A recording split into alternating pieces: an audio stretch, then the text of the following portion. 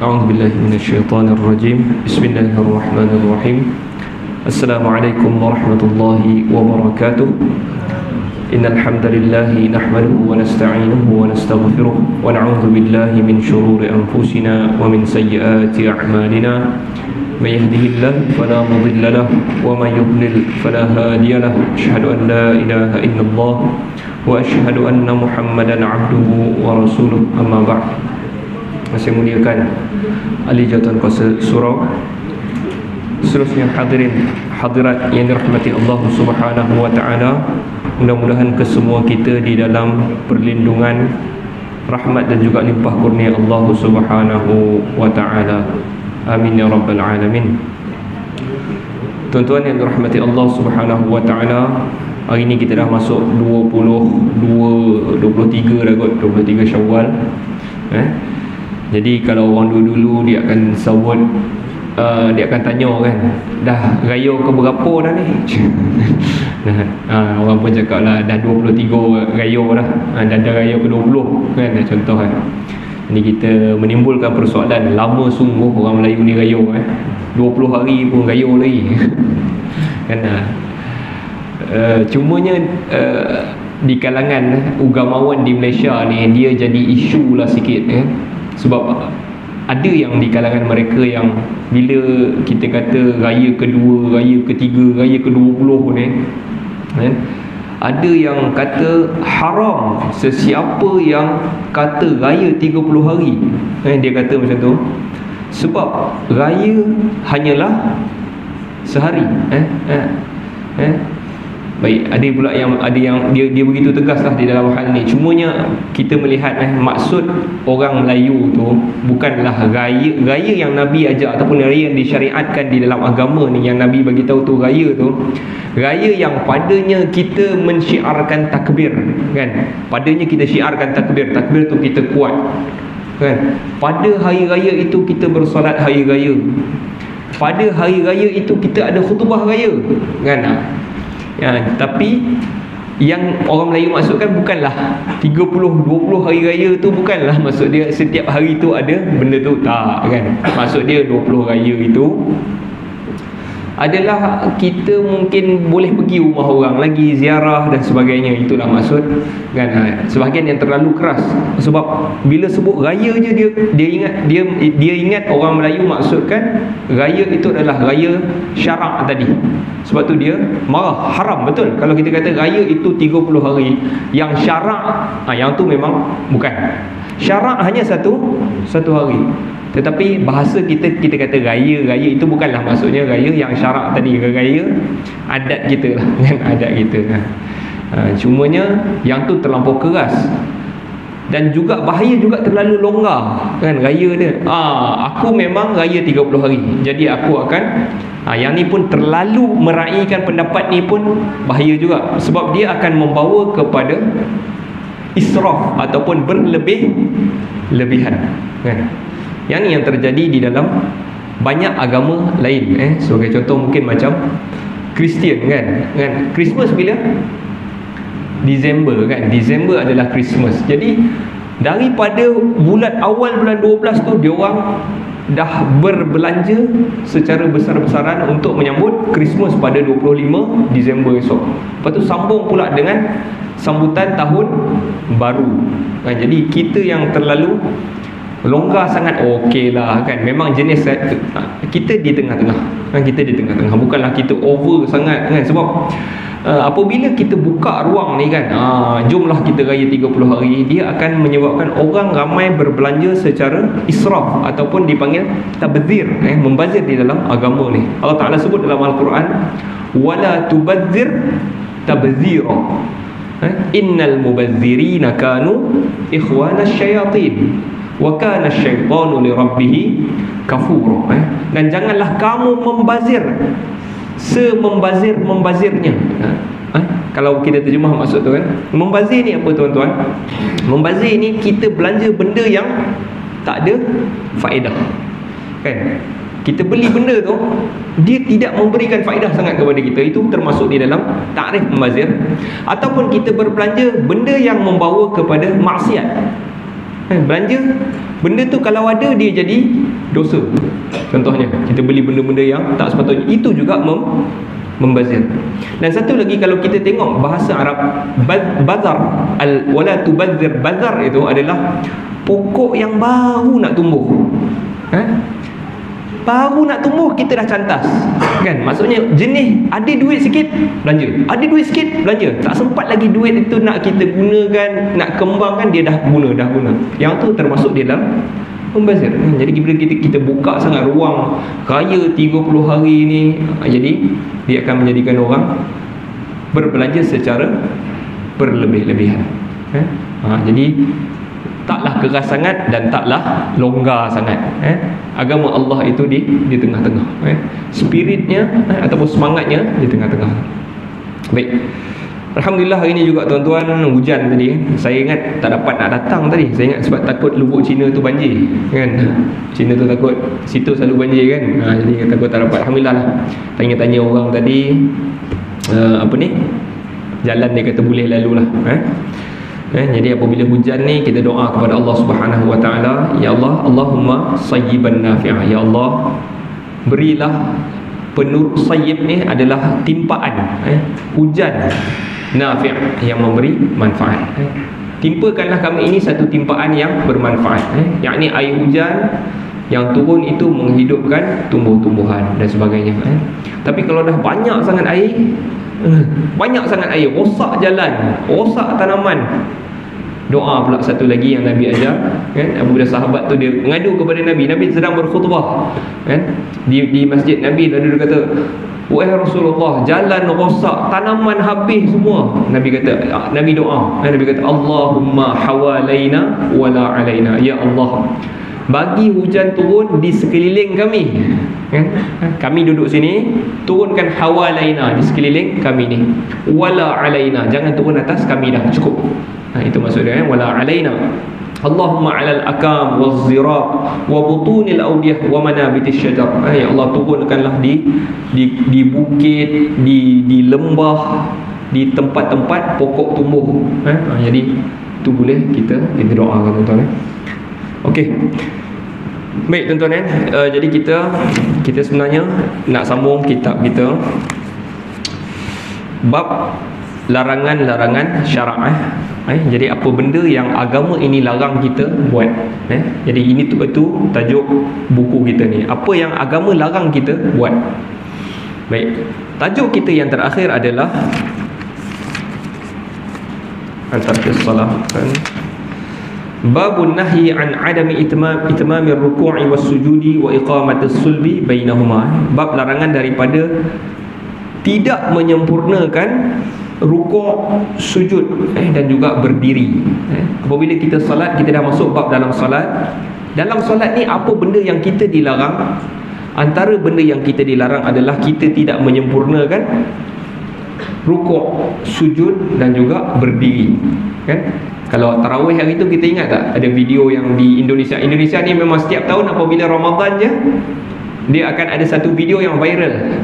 Tarawih 20 rakaat 5 minit 10 minit boleh settle. Kan, 20 rakaat 10 minit, kan? Jadi maknanya berapa tu? 4 rakaat 1 minit, kan? Orang tu Allahu akbar, alhamdulillah, amin, belakang Allahu akbar, bismillah, Allahu akbar. Kan, adakah salat itu sah berdasarkan hadis yang kita belajar dulu? Allahu akbar, bismillah, dia rukuk, Allahu akbar, bismillah, alhamdulillah, Allahu akbar. Adakah sah salat dia, tuan-tuan? Tidak sah. Sebab Nabi kata, apabila ada sahabat Nabi SAW, Nabi nampak dia salat macam tu, lebih kurang, maksudnya dia setiap pergerakan itu tidak ada tamakninah. Tamakninah maksud dia tenang, kan? Rukuk, Allahu akbar, Sami'allah, itu pergerakan dia, Allahu akbar. Yang tu Nabi kata, solat balik, engkau tak solat lagi. Dia solat balik dan dia solat macam tadi, kan? Allahu akbar. Nabi kata, solat balik, engkau tak solat. Lepas tu dia pun kata, macam mana nak solat? Nabi kata, mesti ada tamakninah di antara pergerakan itu. Jadi pergerakan pun bukan sekadar bacaan kita kena baca, tetapi pergerakan juga kena ada tamakninah. Walaupun kita tahu rukuk itu tidak perlu membaca, maksudnya tidak wajib untuk kita baca subhana rabbiyal azim, tetapi kalau tak baca pun still pergerakan kita perlu berhenti. Ada tamakninah. Tamakninah itu tenang. Baik, itu adalah tajuk kita yang terakhir. Jadi hari ini kita nak masuk tajuk yang baharu, tajuk yang sedikit berat, iaitu tajuk ini menjadi pertikaian lah. Tak apalah, kita baca juga. Babun nahyi an tarki qiraatil Fatihah lil imami wal ma'mum. Bab larangan daripada meninggalkan bacaan Fatihah bagi imam dan juga makmum. Jadi ini tajuk dia.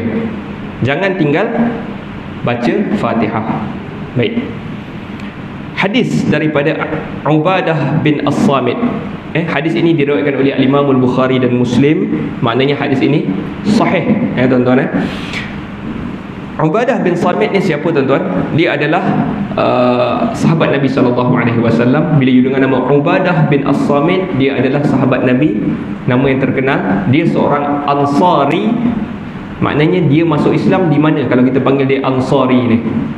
Orang Ansar. Di mana dia?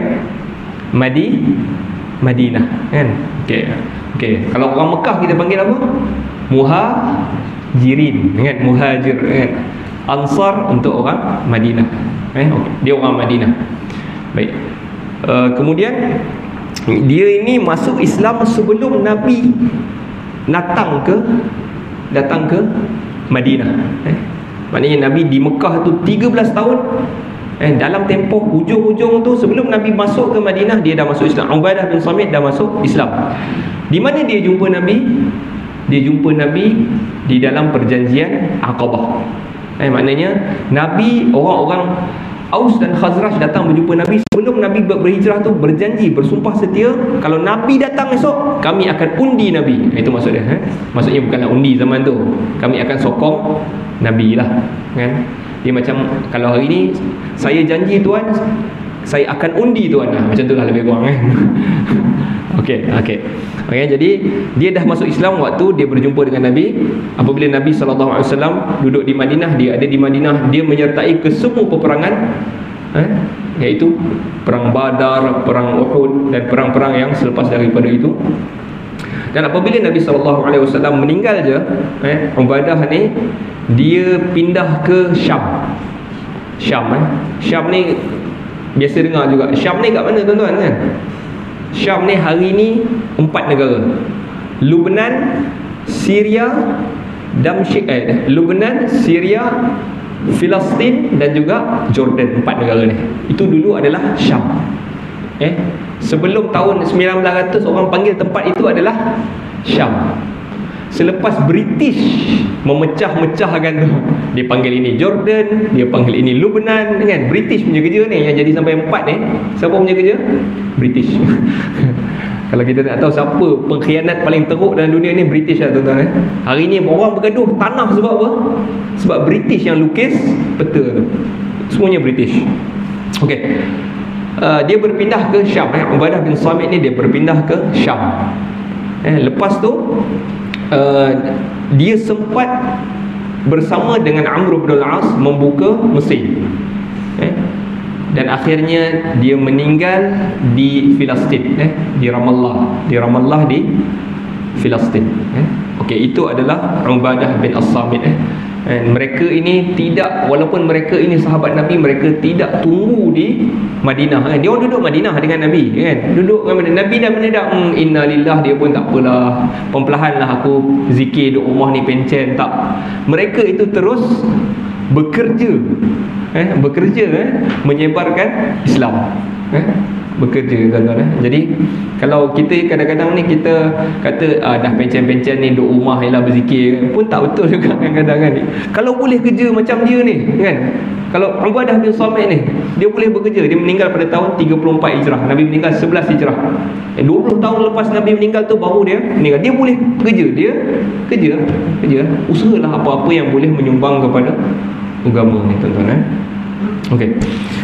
Okey, Ubadah bin Samit radhiyallahu anhu dia meriwayatkan bahawa Rasulullah sallallahu alaihi wasallam bersabda, la salata liman lam yaqra bi ummil Quran.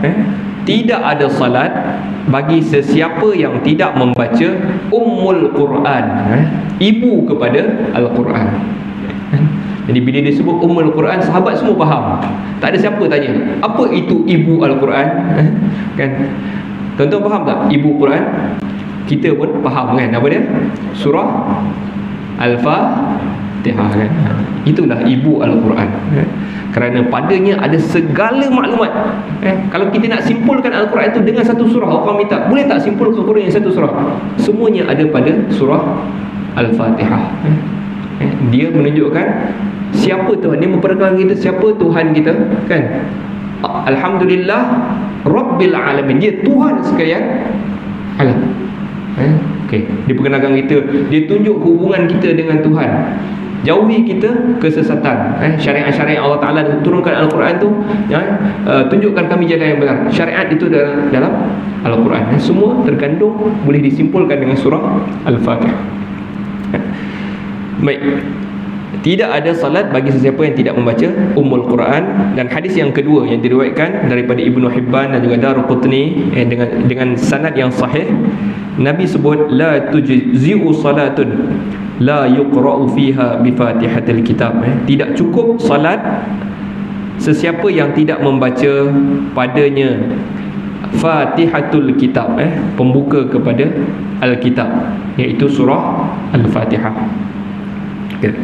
Hadis yang ketiga, wa fi ukhra li Ahmad, dalam riwayat yang lain oleh Imam Ahmad, dan juga Abu Dawud dan juga At-Tirmizi dan juga Ibnu Hibban. Cuma sanad yang hadis yang saya nak baca ni, hadis ini ada yang menghukumnya sebagai dhaif. Hadis yang saya nak baca ni ada yang kata ini lemah, dhaif. Apa maksud dhaif tuan-tuan? Bila kita dengar hadis sahih, hasan, dhaif. Sahih berkemungkinan besar, kalau kita dengar sahih maknanya berkemungkinan besar Nabi sebut. Ini mungkin Nabi, besar kemungkinan ini Nabi sebut. 90% Nabi, ini mungkin daripada Nabi. Kalau kita dengar hasan, hasan ni baik kan, mungkin 60%, 50%, 60% ini mungkin hadis Nabi. Kalau kita dengar dhaif, dhaif ni mungkin 30%, mungkin 20%, 30% Nabi. Jadi peratus dia tu rendah. Mungkin hadis ni tak betul pun daripada Nabi. Itu maksud bila ulama menghukumnya sebagai dhaif. Mungkin ada silap ni kat mana-mana macam tu. Mungkin dalam perawi ni yang ni aku tak percaya. Kan? Jadi itu maksud dhaif apabila kita dengar hadis dhaif. Okey, cumanya ada yang mengatakan hadis yang saya nak baca ni ada yang kata dhaif dan ada yang kata hasan. Jadi ada yang tolak hukum daripadanya dan ada yang terima hukum daripadanya. Baik. Tapi kalau kita terima, kita dengar dulu hadis ni. Nabi SAW apabila dia habis solat subuh, apabila Nabi habis solat subuh tu, waktu solat tu Nabi dengar apabila Nabi baca tu, kan solat subuh ni baca kuat ke baca perlahan? Baca kuat lah kan. Alhamdulillahirabbil alamin arrahmanirrahim maliki yaum. Dia dengar ada orang macam ikut kan, macam budak-budak Kalau budak-budak tadika kan dia suka ikut imam kan dekat belakang tu kan. Lepas tu baca pula, lepas tu baca surah yang dia hafal, memang dia ikut kan. Jadi dia pun baca qul huwallahu ahad contohnya lah kan. Nabi tak baca lah qul huwallah kan. Tetapi apabila Nabi baca tu dia dengar ada orang ikut. Habis je Nabi salat, Nabi pusing dan Nabi kata la'allakum taqra'una khalfa imamikum. Tadi korang ada baca ke belakang imam? Nabi macam terdengar ada orang baca sekali dengan Nabi. Okey. Nabi seolah-olah macam nak ajar sesuatu. Apabila dibaca dekat depan, jangan sibuk baca dekat belakang. Jangan sibuk dengar. Al-Quran ini apabila dibaca dengar. Lalu sahabat kata, ya kami ada baca. Naam. Nabi pun marah. Nabi pun tak marah. Nabi kata jangan buat. Jangan ikut imam apa yang dia baca tu. Walaupun kau lancar, jangan ikut. Jangan ikut kecuali Fatihatil Kitab, kecuali baca surah Al-Fatihah. Kenapa dengan Fatihah itu? Kerana la salata liman lam yaqra' biha, kerana tidak ada salat bagi sesiapa yang tidak membacanya. Okey.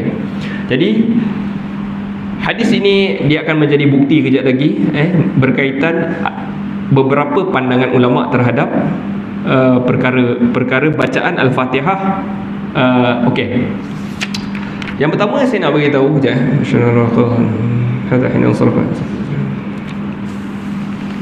Okey, jadi di sini ada beberapa pandangan para ulama. Yang pertama sekali kita nak kena clear, kalau kita solat seorang-seorang, wajib tak baca surah Fatihah? Wajib. Solat fardu ke, solat sunat ke, solat jenazah ke, wajib baca Al-Fatihah. Mesti ada baca Al-Fatihah. Tetapi apa yang menjadi perselisihan di kalangan ulama yang solat berjemaah ni. Baik. Jadi ada beberapa pandangan para ulama. Yang pertamanya, kalau pandangan pertama tuan-tuan, pandangan pertama, sekiranya kita menjadi makmum, menjadi makmum kepada imam, maka ini pandangan pertama, maka makmum itu tidak wajib membaca Al-Fatihah. Ini pandangan pertama, ini bukan pandangan yang betul lagi. Ini pandangan yang pertama. Ada pandangan di kalangan ulama, kalau kita jadi makmum, imam tu, kita ada imam, maka dia tidak wajib. Cumanya pandangan ini dia tolaklah. Okey. Pandangan yang kedua, wajib kepada makmum baca Fatihah. Tak kisahlah solat itu imam baca kuat ke, imam baca perlahan ke, iaitu baca kuat bila? Baca kuat subuh, maghrib, isyak, kan? Okey. Waktu imam baca kuat ke, imam baca perlahan ke, iaitu pada zuhur dan juga asar, wajib dia baca Fatihah. Yang tadi tak payah. Kalau ada imam tak payah baca langsung. Itu pendapat pertama. Yang kedua, ada imam ke, solat apa pun wajib. Okay, pendapat yang ketiga, tuan-tuan, kalau solat jemaah, yang solat yang perlahan ni, wajib baca. Tapi kalau solat kuat, tak wajib. Tak wajib baca. Ini pendapat ketiga. Okey, yang ni juga pendapat yang kuat juga, tetapi mengikut buku ini yang paling kuat adalah pendapat yang kedua tadi. Iaitu wajib baca kuat ke, imam kuat ke, imam perlahan ke, wajib. Lega tuan-tuan kan? Tuan-tuan, selama ni aku beramal betul ke tidak? Nampak muka tuan-tuan serius je kan? Okey. Baik. Tetapi saya nak bagi tahu juga ada pendapat yang ketiga tadi, yakni apabila imam baca kuat, dia tidak wajib. Disebabkan mereka memberi dalil yang kuat juga. Mereka kata, wa idza quri'al Qur'an fastami'u lahu wa ansitu la'allakum turhamun. Apabila dibaca Al-Quran, Allah kata diam. Idza quri'al fastami', dengar dan diam. La'allakum turhamun, mudah-mudahan kamu diberi rahmat. Jadi beberapa hujah lah. Antaranya, apa faedah imam baca kalau kau pun nak baca? Kan? Beberapa hujah mereka, dan pandangan ini kuat je. Cumanya kalau kita perasan hadis yang tadi, Nabi solat apa tadi saya cakap tadi? Nabi solat subuh, betul tak? Subuh baca kuat ke perlahan? Baca kuat. Nabi kata jangan baca kecuali baca Fatihah, kan? Cuma sebab tu saya nak beritahu, hadis tu tadi ada yang terima, ada yang tolak, kan? Yang terima akan ambil hukum wajib baca. Imam baca kuat ke, imam baca perlahan ke. Tapi yang kata lemah tadi, dia akan tak terimalah hadis ni. Maksudnya dia kata ini bukan Nabi cakap lah. Jadi dia kata tak payah baca. Jadi begitu banyaklah saya nak cerita kat sini pandangan para ulama, supaya kadang-kadang tuan-tuan, ada orang dia jenis apa jenis yang macam was-was betul dia baca ni. Kadang-kadang apabila dia baca tu kan, Bismillah kan, kita duduk sebelah ni, ya Allah Tuhan, susahnya dia nak baca kan. Salah dia ke? Kadang-kadang bukan salah dia sangat, kadang-kadang salah guru tajwid dia. Guru tajwid dia lebih-lebih sangat kan. Jadi sebab tu dia jadi payah orang tu nak baca kan. Jadi di sini ada kelonggaran untuk dia ikut pandangan yang ketiga tadi, kan? Yang ketiga tadi kan. Kalau susah sangat, sebab imam ni apabila dia waladhdallin amin kan, kadang-kadang dia tak bagi ruang untuk kita baca Fatihah. Dan itu tak salah pun. Itu hak imam tu. Kalau dia nak bagi ruang, dia bagi. Kalau dia tak nak bagi, suka hati dia. Itu hak dia. Kadang-kadang orang apabila imam tu baca kuat, dia dah tak boleh nak baca dah. Bismillah, dia tak dengar kan. Alhamdulillah. Imam tu dah sedap kat depan, innal ladzina kafaru sawa'un 'alaihim. Dia tak boleh nak baca kan. Belakang makmum tu tak boleh nak baca. Jadi dia boleh ambil pendapat yang ketiga, tak payah baca. Kan? Okey, kan? Jadi ada kelonggaran kan, di situlah. Cumanya di dalam buku ini dia lebih setuju, yakni dia lebih setuju dengan pandangan yang kedua tadi, iaitu wajib juga baca di belakang imam. Okey. Okey. Tapi kalau dia masbuk, kan, dia masbuk ni apa? Masbuk ni bukan masbukti, masbukti tuan-tuan, masbukti. Kalau nak beli barang-barang orang Islam tu dekat Ampangan, dekat Senawang tu kan, dekat Ampangan lah, ada masbukti. Masbuk kan, kalau dia masbuk, dia masuk je, Allahu Akbar, imam pun Allahu Akbar, imam pun rukuk. Dia tak sempat baca Fatihah. Tadi kita kata wajib baca, betul tak? Jadi sah tak dia punya rakaat tu? Adakah dia kena tambah balik? Rakaat dia? Ada pandangan yang kata tak sah, ada yang pandangan tak sah, iaitu dia kena tambah satu balik. Kalau you tak sempat baca, you kena tambah satu rakaat. Cumanya majoriti kata sah, sebab ada hadis Abu Bakrah. Abu Bakrah bukan Abu Bakar. Abu Bakrah ini dia ni sahabat Nabi solat jemaah, dia lambat sikit. Nabi nak rukuk, dia nak pergi ke saf tu, Nabi nak rukuk, dia pun dekat belakang ni pun Allahu Akbar, rukuk sekali dekat belakang. Dia tak masuk saf lagi, tetapi dia dah kat belakang tu, dia dah angkat takbir Allahu Akbar dan dia rukuk sekali. Lepas tu dia pun bila Nabi bangkit pun dia perlahan-lahan jalan masuk saf. Okey, lalu apabila Nabi SAW macam nampak kelibat orang datang lah waktu dia solat tu, nampak macam ada orang jalan perlahan-lahan masuk dalam saf. Nabi berkata, siapa yang datang berjalan masuk saf tadi? Dia angkat takbir daripada belakang, daripada tempat wuduk tu kan, contohnya dia angkat takbir Allahu Akbar, tak sempat nak kejar kan. Masjid besar, Masjid Shah Alam kan, besar. Kadang-kadang saya marah masjid besar-besar ni, tak larat nak pergi depan tu, jauh orang kan. Kita nak dia angkat takbir dari belakang, dia pun jalan perlahan-lahan kan, yang perlahan pergi masuk saf kan. Dia kata, siapa yang duk buat tadi tu? Lalu dia kata, ana ya Rasulullah, saya lah wahai Rasulullah. Lalu Nabi kata, semoga Allah zadakallahu hirsan, semoga Allah bagi kau ni semangat di dalam agama ni. Wala ta'ud, jangan ulang lagi. Jangan buat lagi kerja ni kan, ni takbir daripada belakang, jangan kan. Masuk dulu saf, baru angkat takbir. Jangan angkat daripada belakang lepas tu jalan masuk saf. Okey. Jadi Nabi kata kat sini menunjukkan dia ni tadi sempat tak dia baca Fatihah, tuan-tuan rasa? Confirm dia tak sempat, sebab dia angkat takbir dari belakang. Tapi Nabi tak suruh tambah rakaat. Nabi kata ulang balik salat ataupun kau tak cukup rakaat kan. Ini menunjukkan orang yang masbuk tak payah baca, tak perlu untuk Fatihah.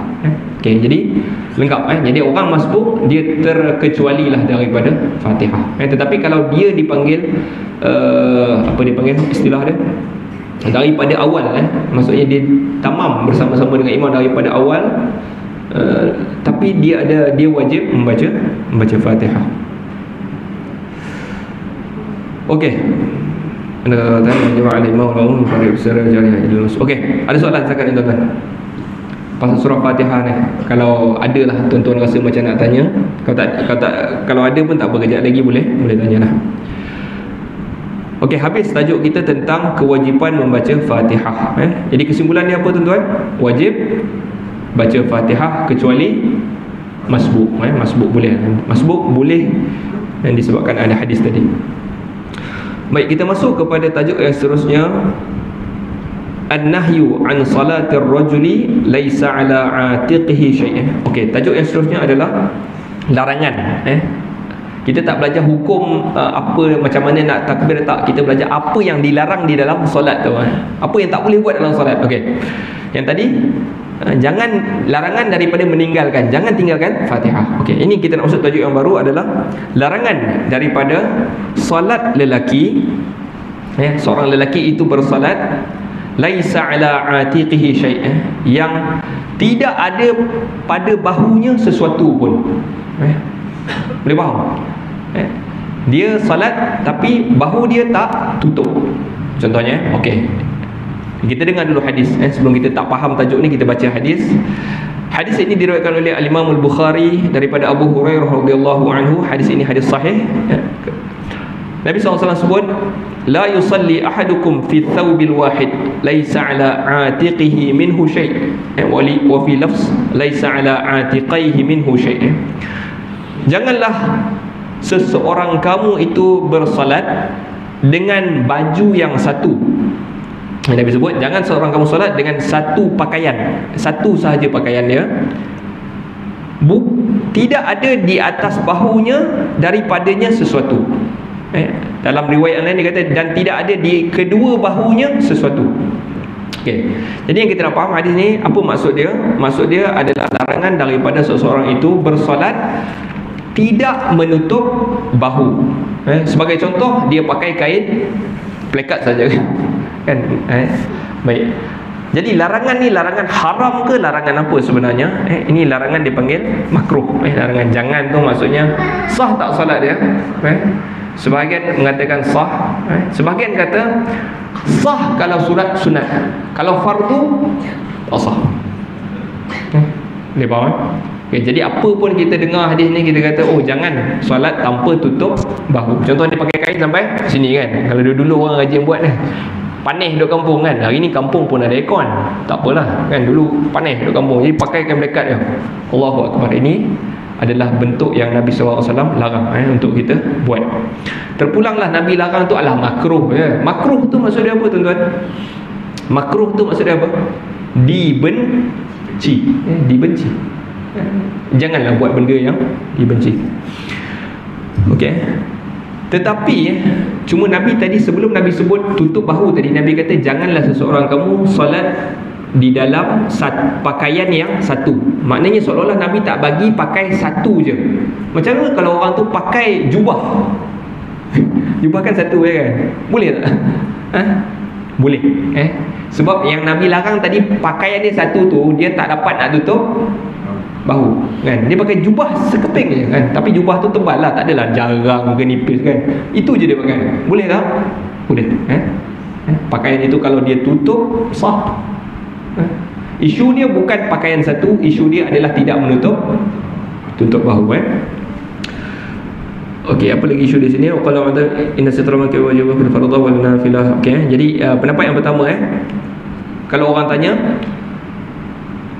adakah ini wajib, suruhan Nabi ni wajib ataupun dia sunat saja tutup bahu sebagainya, sebahagian mereka mengatakan inna sitral mankibaini wajibun fil fardhah wan nafilah. Sebahagian mereka itu berpendapat wajib tutup bahu ni di dalam solat sunat dan juga solat fardu. Itu pendapat pertama. Wa qala ba'dhum, sebahagian mereka mengatakan yang wajib itu di dalam solat fardu sahaja tetapi bukan yang sunat. Yang ketiga mengatakan suruhan ini bukanlah wajib, tetapi ini sebagai galakan untuk tutup aurat dengan baik. Tutup aurat dengan baik. Di dalam tajuk ni Allah SWT sebut ya bani Adam khudhu zinatakum 'inda kulli masjid. Ambil pakaian yang elok. Apabila nak pergi menghadap Allah di masjid dan sebagainya, pakai elok. Pakai elok. Jangan pakai lebih kurang.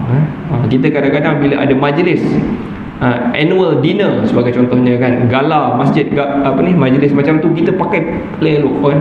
Semayang pakai asal boleh kan.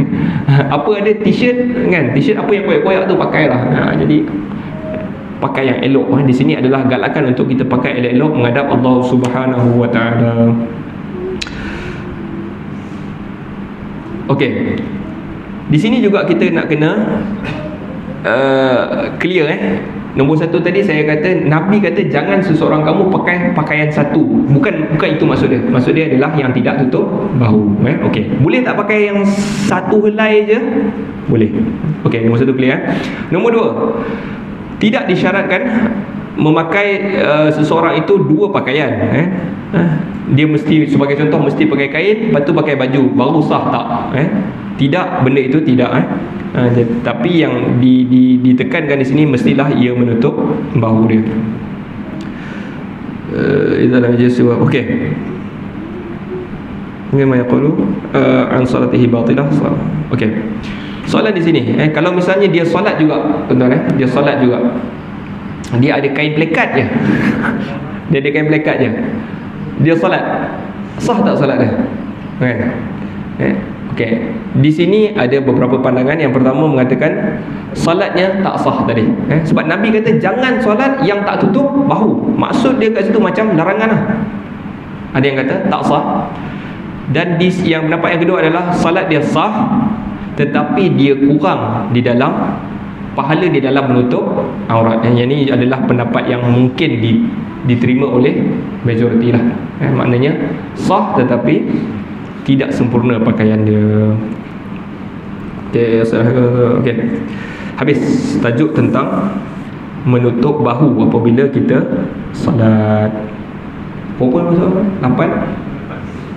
Oh, okey. Kita masuk satu lagi tajuk. Sempat.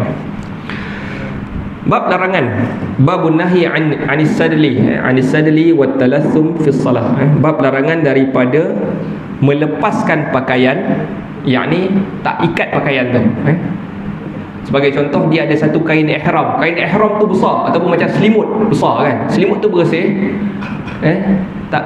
Sadal ni maknanya dia melepaskan pakaian dia. Pakai satu selimut, tutup dan dia solat.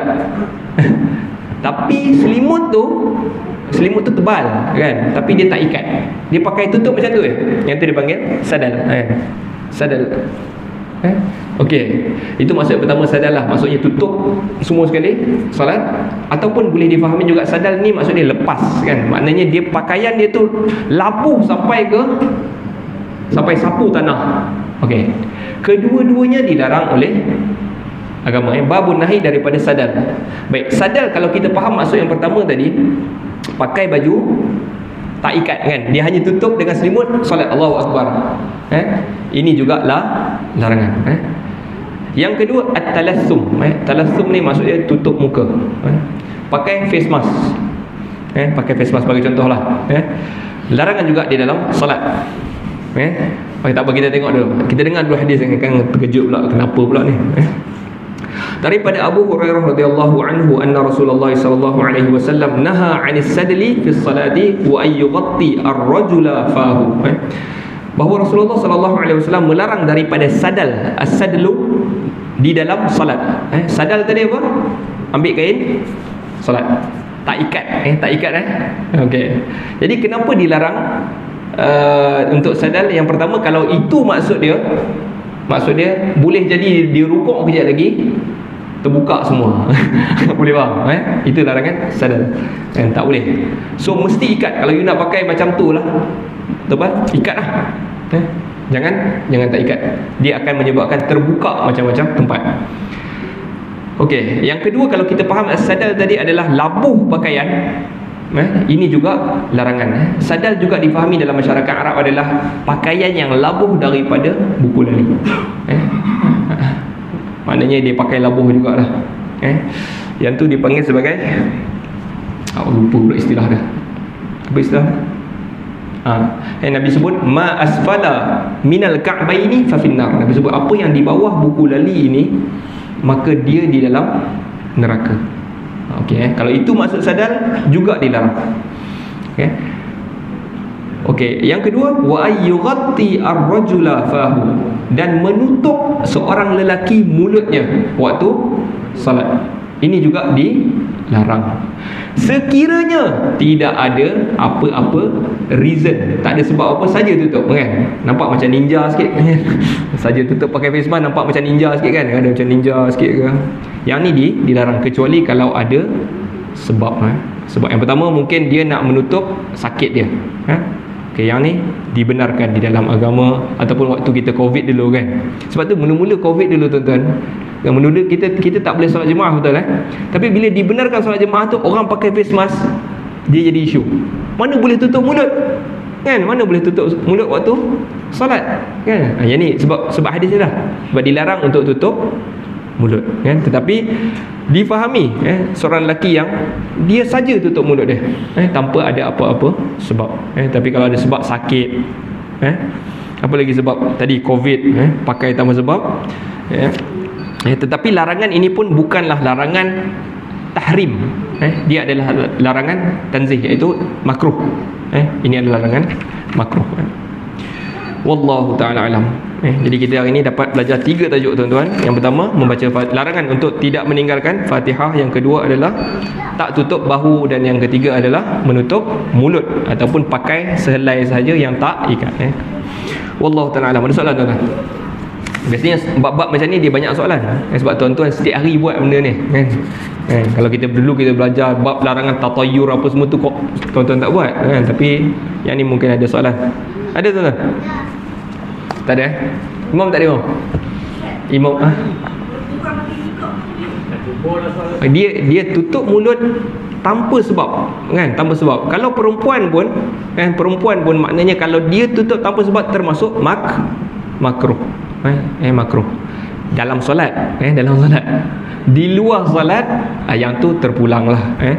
Sebahagian ada yang kalau di luar perempuan yang pakai niqab, di luar ni niqab tuan-tuan, ada yang berpendapat, ada yang sebahagian ulama kata wajib tutup tetapi pendapat itu tak tepat lah. Sebab zaman Nabi ramai juga tak pakai niqab kan. Kalau wajib tentulah Nabi wajibkan mereka pakai niqab kan. Okey tuan-tuan. Tak ada?